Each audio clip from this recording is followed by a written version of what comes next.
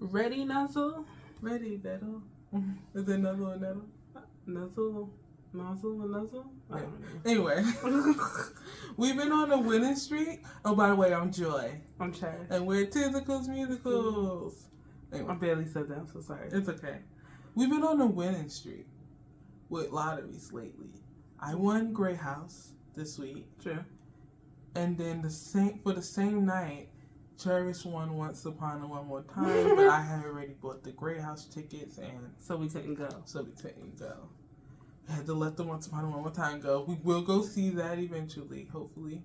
Maybe that'll be our next one, maybe. Hopefully, yes. I guess. We don't really know. We don't know.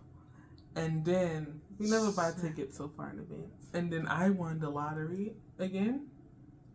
Yeah. Yeah. Mm-hmm. I won it twice this week. Crazy. Well, last week. Well, no, this week still. It's a new week. It's Sunday. It's Sunday, right? You're right. And then I won again for New York.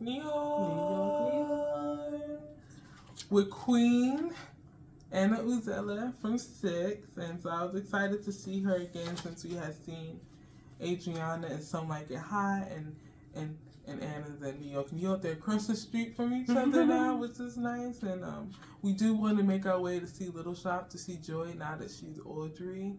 So fingers crossed we'll make it there soon.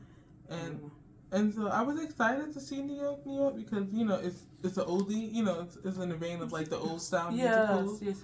And like Some Like It Hot and like Susan Stroman does the choreo and she's a beast. And so I was excited. I just knew we were in store for some grand, like musical experience. And it fell a little flat. It felt like it had all the goods. Mm-hmm. But it didn't deliver. But it didn't. For us. For us. There's plenty of people who are loving it. Yeah, I feel like a lot of the people around us were really enjoying it. And it felt flat for us. And shall we talk about why? Yes. Well, why did it fall flat for you? The plot, I think.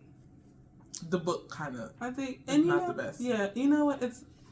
It's an old movie, but. And I always say I don't mind a weaker book if the music like lifts it up. Because I feel like a lot of those old musicals are like that. Like the plot is kind of like a little wishy-washy, But it stunts you with the dancing and the whole it's more of a spectacle. I felt the songs were just okay. Like nothing really. I was very surprised. Nothing really like had me like wow, so it felt a little flat and I expected a little bit more choreography wise from Susan. I could see the vision was there. Like they were like lots of opportunity. They were dancing a lot. Yeah. I just wanted it to be different. And I'm no choreographer, and I can't exactly be like, this is what I do because I can't dance. But it was there. See, the choreography didn't bother me that much. It did. I was okay with it. You wanted more. I wanted a little more. Oh, I didn't mind.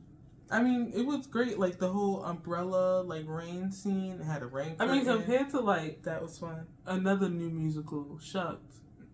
The choreo was great. The choreo was like definitely miles. I mean, compared to Some Like It Hot, I think Some Like It Hot wins better. That's a good comparison because they're both adapted from older movies. They're set, in the before times, and they're meant to be these like flashy, kind of like nod to like the golden era of like musicals, and like definitely Some Like It Hot ticks the boxes that New York this unfortunately did. Yeah, I mean the set, and I would say the set of New York is better than the set from Some Like It Hot a little bit. I will give you that. I mean the set changes were brilliant. Actually, it was so interesting because special memory is that one of the crew had to come out and like stabilize the set because it came down wrong. And our seats. I saw him and I was like, wait. Yeah, because I saw the one on the right, which is kind of partial, but it was swinging so much. It came down. I think it hit another set on the way down, so it kind of plopped out. And it was swinging like kind of violently, and like everyone was just kind of walking around it. and it was still swinging. I think they were trying to see if it would like stabilize itself, and it was just, I guess, dangerous, and they had to move other stuff, so they came out and like I saw the guy like hold it until it stopped, and then he walked off. And I was just like, I love stuff like that, you know, seeing stuff like that. And everyone's just doing what they do. Yeah. Because I know they could hear it probably swinging. Yeah. Probably sounds so crazy. Yeah. I mean, from where we were in the mezzanine, like front mezzanine, row D, like seat 22, 23. Yeah, so it was like 2 seats from the aisle. And it was the farthest right you want to be before you lose. Right, before you get partial. Before you get really partial. Yeah. We were right at that cutoff. But good seats, I would say, for the show. I would say a little further up. But the mezzanine at the St. James... Closer, yeah. Oh. The mezzanine at the St. James is a bit tight. I was very uncomfortable, and I'm not tall. I'm only 5'4", 5'5" on a good day. So I was very, you know, a little tight. So it's because the St. James also has the balcony, too. Yeah. That's why. If it stretched out a little more. But it did, you know. But it's okay. Not the point. But, yeah, so standout moments of the show for me. I love the opening number. I think that's one of the two of the best, moments of the show. I did enjoy the opening. The opening was great. Yeah. I wish the rest of the show carried the same energy as the opening. It was just a lot going on in the show. For me, I said, will I give it away? The ending? What? I'm just gonna say it. Okay, the band reveals not reveals. You can see the orchestra the whole time. It just they come up. They kind of like Oklahoma style. Like and actors. Yeah, and then the actors take over for the orchestra. Right, and then yes, but that was a nice moment. It was a nice moment, but now that I'm thinking about it. I felt something more. I'm thinking of the recent Company revival when they revealed the band up top, and you're just like, shut the front door, and we didn't have to wait until the end to get that. You know what I mean? But I know why it happened at the end in New York, because the song called for it. But yeah. But it was still nice. Yeah, it was still nice. My favorite number besides the opening was. They go on old New York, and they're building up these skyscrapers, so they're on the steel beams that make up the building, and they're up high, and I just loved it. First of all, they took the thing going up, they got placed on the beams, and they had a tap number on the beams. Like, oh my god, I loved it. More of that. I loved it. It just really, it took, like, when I think of like old musicals, that's what I imagine, like just craziness like that. Like, no one's really gonna be tap dancing on top of a building where like the winds are blowing, And this is back in the day where harnesses weren't really a thing, and workers' comp was what, unions, like what. And so it's just kind of like, wow, like I just loved it. It just was so nice. Like really they all were like dancing and tapping, and I just thought it was so cute because they were doing it in the confines of like the rectangle. Yeah, I just loved it. I just thought it was so nice. That was really good. Yeah. I didn't even write that. How did I forget that? That was actually really That's my favorite part. That's like the one part of the show that's really stuck with me. Yeah, I just felt like the show had too many stories going on, and I think maybe they should have just did one or two. Yeah. Because they gave us Emily Skinner, and she really, and they gave her story, her story was, supposed to be, heartbreaking. I just didn't care. Because they didn't really, build up enough to her. Yeah. They attached her to this guy playing the violin, and he's from Poland, and it just was like... Yeah. So, because we didn't even talk about what New York is about. So, New York is about a young African-American woman comes to, New York trying to get her big break, as one does. When you come to New York, you try to get your big break. She links up, not by her own accord, with why I want to call him Tommy. His name Jimmy, who is played by Colton Ryan. Yeah, who's played by Colton Ryan, who sounds very much like Sinatra. He has a great voice. I loved it actually, and he's a GI.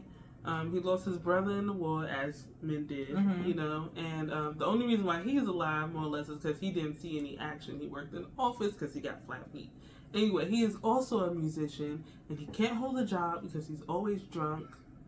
And he's very particular. He thinks he's better than like what he's doing. Right. And so they link up together, and there's another GI who's a trumpet player. He's trying to, you know, Play his music. and then they meet up with I forgot.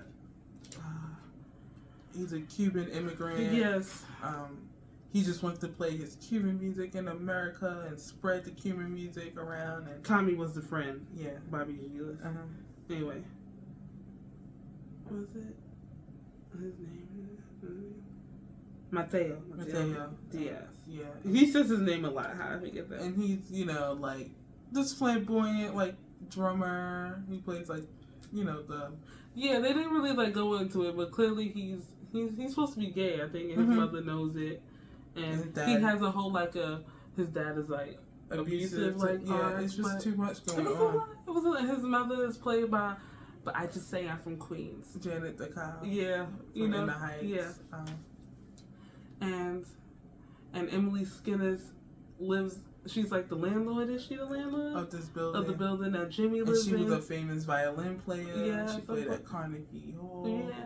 And this young Polish guy, he came to the city to study from her, you know, and he wants to go to Juilliard, and she's like not really into it because she's worried about her son coming home from the war.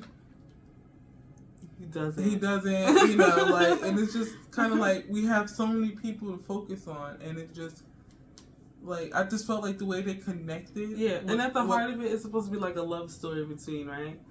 Anna and Colton character, and what's Anna's character? Francine. Yeah.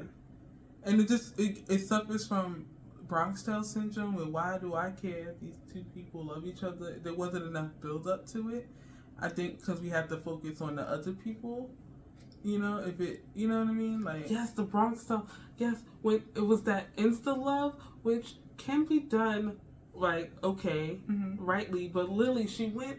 It wasn't even insta love. She was like hating his guts, didn't trust him. This is like the whole like interracial like relationship aspect where it's like a bad idea, and over was it Chinese food? I don't. And then she ends up liking him, and then they're like planning to get married, and it was just like what? Yeah, it was such a whiplash. And he's like he upset with her because he thinks she's like gonna like ruin herself to be like this star for like this big producer guy who wants her to go on tour, and it's just like it's a lot going on. It's too much. Like, you just spent like all this time fighting for her, and now you pushing her away. Like, it just, I cannot. Like, I think if it just focused on them, they could have expanded their thing more. But they you know, they wanted to show like everyone coming to New York. Yeah, you know, and it's just kind of like a lot. It just kind of felt like the way they all kind of connected seemed a bit pushed, you know, a little. Yeah. Like, the way they linked together was very, you know, like, strong hand, you know, for us. And it just kind of like... But beautiful guys. Yeah, what a convenience, you know, that everyone ends up together somehow to create this band. But the show was beautiful, like, visually, like... beautiful, like the costumes were beautiful. Anna looks gorgeous. Like, you wouldn't know it because when Anna was singing "And the World Goes Round" on what's that, Jimmy Fallon, she was wearing her own clothes and not anything from the show. So I also just like, you don't know, what was the purpose of that? I don't know. Yeah, why wasn't she in costume? Yeah, unless yeah, exactly. That was strange. Yeah. So, we were a little saddened because we were really excited to see it, and it just felt a little flat for us.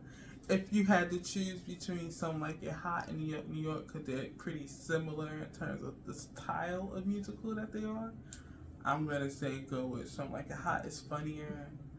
I think the book is better. Like, I think they actually worked on the book a little bit more. Yeah. With Some Like It Hot, and